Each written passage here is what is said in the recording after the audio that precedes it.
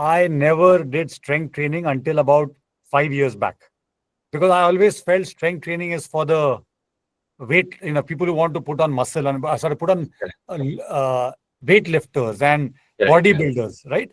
That was the association I had with strength training. Of But then course. as I got into the space, I understood that it has a lot of impact to your aging, to your metabolic health, and so on and so forth. I Correct. started strength training 5 years back, and I did a DEXA scan and in-body scan, all those things, because I had also heard that with every passing decade, you lose muscle mass. And I True. thought that was a given, that it's now only a matter of time. But to your point, what I saw was that I actually put on almost like from in the last 5 years, almost 6.5 pounds, which is about 2.5, 3 kgs of muscle mass, That's amazing. which shows that, and I don't do anything like very extreme, uh, which says exactly what you just said is, because muscle is such a critical organ for how well you live and how long you live, and knowing that it can be reversed, that's the Correct. best of all worlds, right? That means it is in our control. And to get Totally. there, we can build it up slowly but surely. Agreed. Right? So that's that. I hope everyone, if there's one thing you take away, is take away the fact that it's never too late to True. start with the with flexibility, mobility, strength training, and so on. Like I always see whenever I meet a little elderly patients that we have kind of convinced ourselves that flexibility is for kids. Kids are flexible. As we grow older, no, we're not going to be flexible, which is not true at all. You can be as flexible as you were when you were 18, even at the age of 80, 90 for that matter. I treat a 80-year-old lady with a very severe grade dementia. So she doesn't remember me, but I've been working with her for last 4 years.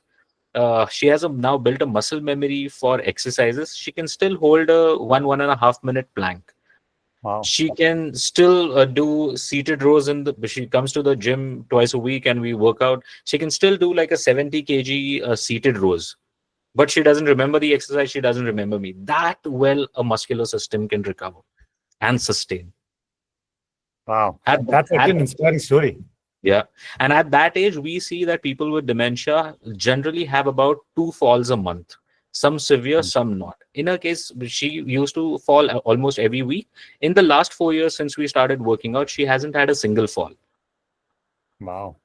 Just sheer muscle strengthening. That's the power of muscle strengthening at any age. And Yeah. she started And, at 76. and I want to just make one statistic, or state one statistic on that. Now there have been enough studies, and there is a lot of data to show that after the age of 60, if one has a fall and breaks their hip, Yeah. 30% of them will die within 1 year. Yeah. And so it goes back to, well, how do you prevent a fall? Because the reason you broke your hip is because you fell. But if Correct. you could not fall, you'll reduce the chance of breaking a hip, and therefore any subsequent mortality. And it comes down to exactly these things. Make sure your legs are strong, make sure you have the mobility to move around, and if you fall, that mobility and that strength actually helps you reduce the impact of that fall. Otherwise you fall like a dead weight, right? Correct. And third important thing is reflexes. We have to do stability training because we have to keep our reflexes intact. The reason why we fall is because we are not used to directional changes. We are not used to impact anymore. And when that happens, our body just goes into a shock. So it's important to train our body and keep those reflexes extremely sharp so that when that one slip happens, our body should be able to regain the balance. Yeah.